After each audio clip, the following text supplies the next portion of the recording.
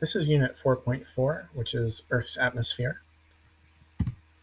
We're going to start by looking at some cool cloud pics. These things are Kelvin-Helmholtz clouds, also known as billowing clouds or shear gravity clouds. These are called lenticular clouds, shaped like a lens. They sometimes develop on the downward sides of mountains or mountain ranges. You could call this a DNA cloud. That's not a real name. Also Kelvin-Helmholtz cloud waves. This is a storm front. This is not photoshopped. This is a for real storm that somebody took a picture of. This is a cumulonimbus, also known as an anvil cloud, which has reached the level of stratospheric stability and formed a characteristic flat anvil top shape. This is a thunderstorm that's in its mature stage, which comes after the cumulonimbus calvus stage. These are mammatus clouds, called MAMA or mammatocumulus clouds, meaning mammary clouds. These cellular pattern of pouches hang underneath the base of the cloud, usually underneath cumulonimbus rain clouds. This is a panoramic storm front, also not photoshopped. So somebody took a panoramic view of this storm front, and this is what it looks like when it's stretched over a wide lens or a wide shot.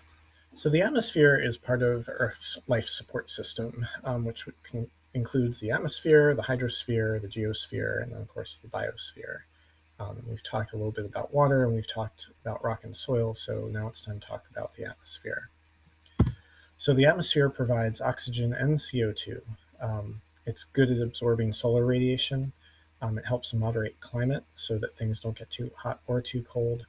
It transports and recycles water as well as nutrients. So, we saw how the atmosphere is part of both the water cycles and the carbon cycle and the nitrogen cycle. We really live at the bottom of an ocean of air. So imagine you're in a swimming pool and you go to the bottom of the pool.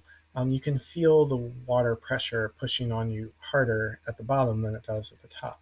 So it's kind of the same thing in the atmosphere. Any atmospheric pressure you feel is caused by the weight of air above you, right? Pressure is weight divided by area. So if you make a column of air that goes from where you are all the way to the top of the atmosphere, that is the air pressure that you're feeling. So as altitude increases, pressure decreases because there's less air at the top, less air above you, which means less air pressure. So altitude is inversely proportional to the pressure. The atmosphere is composed primarily of nitrogen, right? 70% nitrogen, almost 21% oxygen. And then there's other stable noble gases, less than 1%, of which argon is the most common. Gases that are variable, water tends to go in and out of the atmosphere, as does carbon dioxide, methane, which is also a greenhouse gas, and then ozone, depending on which level of the atmosphere you are in. If you are trying to memorize how much nitrogen and oxygen, nitrogen is 79 or 80%, oxygen is about 21%, close enough. So what is the structure of the Earth's atmosphere? We're going to learn 5 layers, 4 of which are the most important ones. But the outermost layer is the exosphere. Below that is the thermosphere. Below that is the mesosphere, and then the stratosphere, and then the troposphere. So how do we define these layers? In fact, they're arranged according to temperature. So temperature changes with altitude. But it isn't necessarily proportional with altitude. So we have these layers, the troposphere, stratosphere, mesosphere, thermosphere, and then the transition between those layers are called pauses. So it goes to the troposphere to the tropopause, where the temperature changes to the temperature in the stratosphere, and so on. A diagram that might be a little bit easier to read here, right? Troposphere, stratosphere, mesosphere, thermosphere with the pauses in between. And you can see how the temperature, which is on the bottom of this graph, the troposphere temperature decreases with height, the stratosphere temperature increases, mesosphere temperature decreases, and then the thermosphere temperature actually increases, but we're going to put a little asterisk next to that and explain. Notice how even the increasing temperatures in the stratosphere never get above 0 degrees Celsius. So we talk about increasing temperature, but we're still talking about temperatures that are very cold.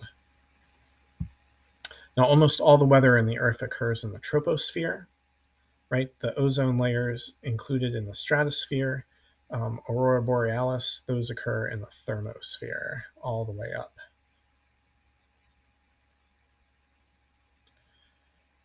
You can come up with your own mnemonic to memorize these, but this is one that was suggested to me.